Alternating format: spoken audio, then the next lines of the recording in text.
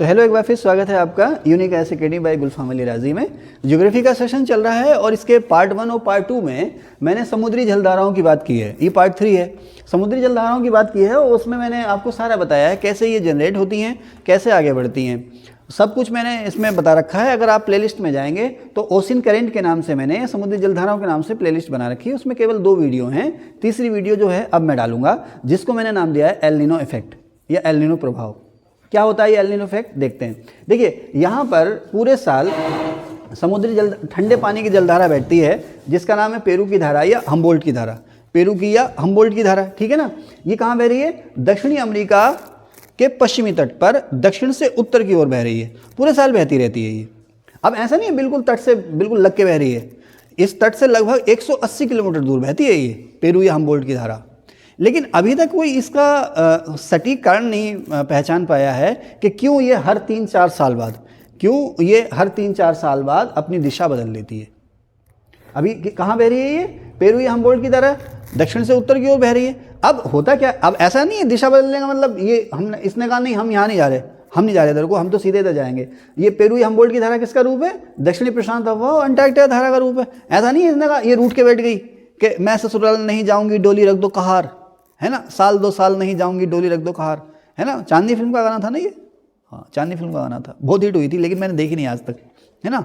सुना उसका एंड जो था वो सैड वैड था, तो मैं हैप्पी एंडिंग वाली फिल्में ज़्यादा देखना पसंद करता हूँ। और रात को मैं सैड एंड वाली फिल्म देख लूँ, एक पंजाबी फिल्म थी एमी विर्क की किस्मत 2, मैं देखने लगा, मुझे मज़ा आने लगा, 2 बज गए उसको देखते देखते।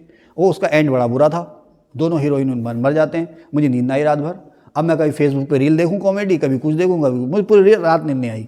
तो भैया मुझे पहले बता दिया करो हैप्पी एंडिंग है या नहीं है, है ना। अच्छा, हैप्पी एंडिंग नाटकों की शुरुआत जो सबसे पहले की थी वो महाकवि कालिदास ने की थी। कालिदास ने इसकी हैप्पी एंडिंग जो स्टोरी है, हैप्पी एंडिंग नाटकों की शुरुआत उन्होंने करी थी। चलें, कहाँ चले गए? तो ऐसा नहीं है कि मैं इधर को नहीं जाऊंगी, ये जाती है लेकिन वहाँ से जाके टर्न हो जाती है। अभी जैसे पेरू या हम्बोल्ट की धारा इधर मिलेगी दक्षिणी विषुवत धारा में, फिर इधर पूर्वी ऑस्ट्रेलिया धारा में, फिर घूमती हुई इधर साइकिल अपना फ्लो करती रहेगी। लेकिन हर 3-4 साल बाद किसी अननोन कारण की वजह से होता क्या है, ये अपना डायरेक्शन बदल लेती है, बजाय आगे जाने के बहुत सारा पानी नीचे को आ जाता है, ठीक है ना। नीचे को बहने का मतलब क्या है? ये बहने लगता है उत्तर से दक्षिण की ओर। अब देखो यहाँ पर पानी गर्म है, यहाँ पर टेम्परेचर ज़्यादा है। अभी ये जो ठंडे पानी की धारा थी अब किसमें बदल गई? गर्म पानी की धारा में। अब ये जो गर्म पानी है, अब ये क्या करता है, ये पेरू के आसपास का जो टेम्परेचर है ये बढ़ा देता, पेरू कोस्ट के आसपास का टेम्परेचर बढ़ा देगा। मात्र कितना डिग्री बढ़ा जाता? 3 से 4 डिग्री से टेम्परेचर बढ़ जाता पेरू कोस्ट के आसपास का टेम्परेचर। इसी वजह से यहाँ पर बहुत सारी मछलियाँ मर जाती हैं। मात्र 3 से 4 डिग्री से टेम्परेचर यहाँ बढ़ जाता है, इसके रिवर्स होने की वजह से, और यहाँ पर क्या हो जाता है साहब, मछलियाँ यहाँ पर मर जाती हैं। अब ये जो गर्म पानी है यहाँ आया और पश्चिमी पवन के प्रभाव से जो पछुआ हवाएं हैं उनके असर से ये साहब पहुँच गया आपका कहाँ? हिंद महासागर में। हिंद महासागर में पहुँचा ये पश्चिमी ऑस्ट्रेलिया तट के आसपास, और ये वही इलाका है जहाँ से भारतीय उपमहाद्वीप का मानसून पैदा होता है। आपको पता है भारतीय उपमहाद्वीप का मानसून कैसे पैदा होता है? जब उत्तरी गोलार्ध में गर्मी होती है और दक्षिणी गोलार्ध में होती है सर्दी, यानी कि उत्तरी और दक्षिणी गोलार्ध में पर्याप्त तापांतर पैदा हो जाता है, उस तापांतर की वजह से दावांतर पैदा हो जाता है। तो यहाँ से जो है हवाएं, यहाँ से जो हवाएं हैं, ठंडी हवाएं कि गर्म हवाएं? ठंडी हवाएं। यहाँ से ठंडी हवाएं अधिक दाब से कम दाब की ओर अपने साथ नमी लेकर के चलती हैं, वो जाकर हमारे यहाँ मानसून आ जाता है। लेकिन अब ये जो 3-4 डिग्री सी का टेम्परेचर बढ़ जाता है, किसकी वजह से? इस हवा की वजह से या इस पानी की धारा की वजह से, उसकी वजह से यहाँ का टेम्परेचर जो है ना बढ़ जाता है, या दाब यहाँ पर कम हो जाता है। देखो यहाँ अधिक दाब होता है, यहाँ कम दाब होता है, इस वजह से मानसूनी हवाएं पैदा होती हैं। लेकिन अब ये जो पेरू की धारा थी रिवर्स हो गए, अपने साथ गर्म पानी लेकर आई या गर्मी लेकर आई, कहाँ पहुँच गई? पश्चिमी ऑस्ट्रेलिया तट के आसपास, जहाँ से मानसूनी हवाएं पैदा होती थी। मानसूनी हवाएं किस लिए पैदा होती थी? क्योंकि यहाँ पर प्रेशर ज़्यादा है। लेकिन अब इस गर्म पानी ने यहाँ का प्रेशर घटा दिया, इसकी वजह से यहाँ पर अब मानसूनी हवाएं जो हैं वो देर से जनरेट होंगी तो, लेकिन देर से जनरेट होंगी। कैसे?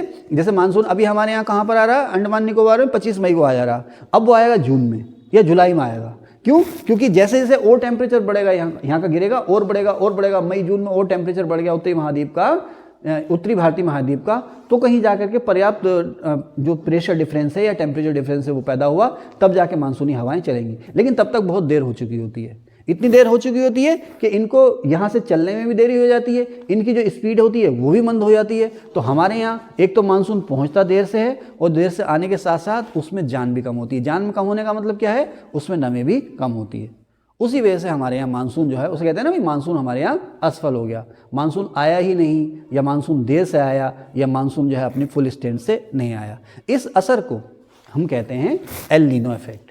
तो एल नीनो इफेक्ट क्यों कहते हैं, इसी को हमने एल नीनो की जलधारा कहते हैं, इसी को हम कहते हैं एल नीनो की जलधारा, इसी को हम कहते हैं एल नीनो इफेक्ट। तो कहाँ से पैदा हो रहा है एल नीनो इफेक्ट, दक्षिणी अमेरिका के पश्चिम से, है ना, दक्षिणी अमेरिका के पश्चिमी तट से। या कौन से महासागर से पैदा हो रहा है, प्रशांत महासागर से या दक्षिणी प्रशांत महासागर से। यह किसका रूप है, पेरू या हम्बोल्ट धारा का। कहाँ होता है असर, पश्चिमी ऑस्ट्रेलिया में।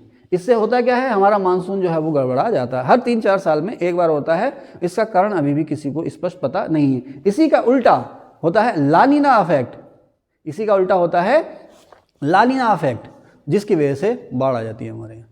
तो हमने बहुत प्रयास किया है जो समुद्री जलधाराएं हैं उनके बारे में बताने के, कौन सी धारा गर्म है कौन सी ठंडी है, इसका भी हम लोगों ने डिस्कशन किया है। अब यहाँ पर आगे हम लिखेंगे धाराओं का चक्र और कौन सी धारा गर्म है और कौन सी ठंडी है। मैं यहाँ पर बोर्ड को इरेज करके उन सबको लिख लेता हूँ, फिर आपके साथ में रिकॉर्ड कर लूँगा। इसको रोक दीजिए एक बार। तो अब हम देखते हैं ड्रिफ्ट करंट और फ्लो में क्या डिफरेंस है। बहुत सी समुद्री धाराएं आपने पढ़ ली, लगभग सारी पढ़ ली, उसमें एक छूट गई मुझसे धोखे से, गिनी की धारा, भूल गया मैं उसको बताते बताते, अभी बताऊंगा आप लोगों को। तो ड्रिफ्ट करंट और फ्लो में क्या डिफरेंस है, देखिए ऐसी समुद्री जलधारा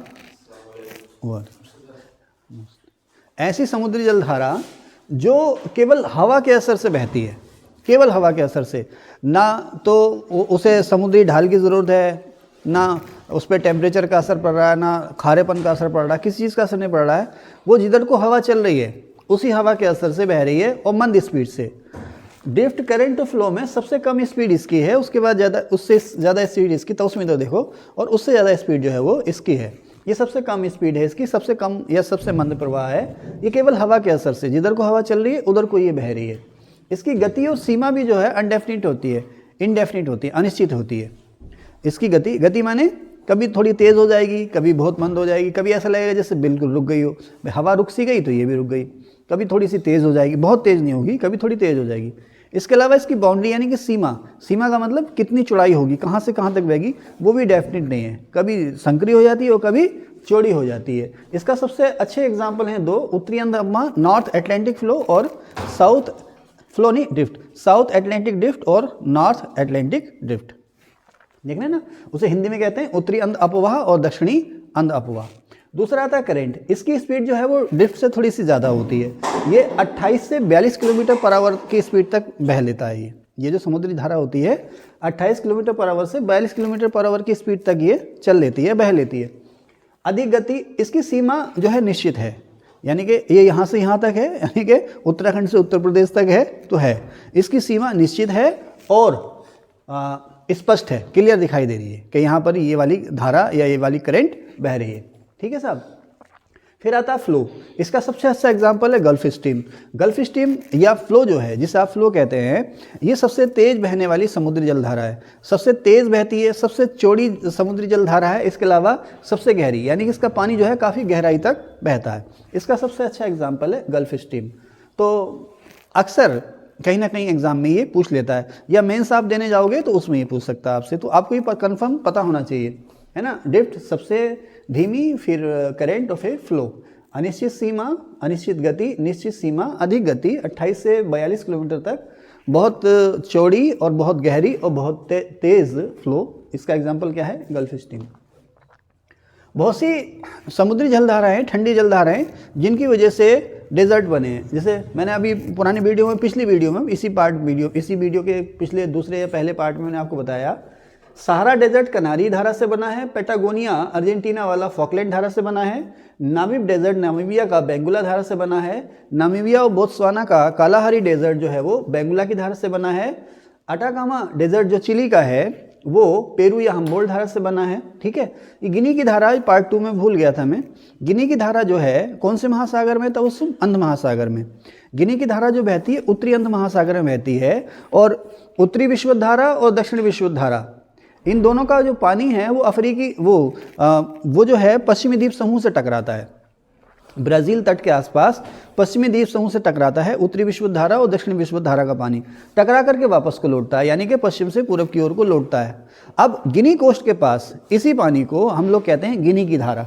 अच्छा, गिनी जो कोस्ट है ना वो उमस वाला है, लेकिन ये जो गर्म पानी की धारा है उस उमस को ख़त्म करती है और गिनी कोस्ट पर राहत का काम करती है या राहत पहुंचाती है, इसीलिए इसको गिनी कोस्ट पर या गिनी तट पर कहते हैं डॉक्टर। तो गिनी की धारा किसका रूप है? विरुद्ध विषुवत धारा का, है ना, काउंटर इक्वेटोरियल करंट।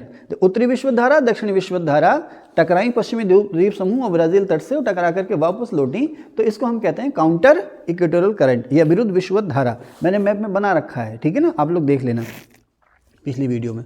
अच्छा, उसके बाद फिर मैंने ये टेबल बना रखी है आपके सामने कि टेबल जैसे ना सांख्यिकी अगर आप पढ़ेंगे स्टैटिस्टिक्स, तो उसमें कहता है टेबल के फ़ायदे क्या हैं। तो टेबल का सबसे बड़ा फ़ायदा क्या है कि आपको को आप एक नज़र में देख करके बता सकते हैं। तो गर्म धाराएं और ठंडी धाराएं, north Pacific, south Pacific, north Atlantic, south Atlantic और इंडियन ओशन, ये अलग अलग मैंने महासागरों के नाम लिख रखे हैं। और गर्म धाराएं यहाँ पर लिख रखी हैं और ठंडी धाराएं यहाँ पर लिख रखी हैं। ज़रूरी नहीं है मैं इसको एक एक पढ़ूँ, साफ साफ मैंने लिख रखा, आप लोग देख लीजिएगा। कुछ मैंने फार्मूला बना रखे हैं, जैसे एल अला तू क्यों गर्म है, तो एल नीनो, अलास्का और क्यूरोशिबो, एल नीनो, अलास्का और क्यूरोशिबो ये गर्म धाराएं हैं। फिर अला मोजा अगुल की फ्लो गर्म है, अलास्का, मोजाम्बिक, अगुलहास, फ्लोरिडा की धारा उधर अमेरिका तट पर है, ये सब गर्म हैं क्योंकि हम ठंडी हैं। क्यूराइल, अब देखना यहाँ पर आपको अंतर करना पड़ेगा, ये क्यूराइल है वो क्यूरोशिबो है। क्यूराइल कैलिफोर्निया की धारा, ये कैसे कैलिफोर्निया की धारा, हम्बोल्ट या पेरू की धारा, ये ठंडी है क्योंकि हम ठंडी हैं। ठीक है, तो ठीक है साहब।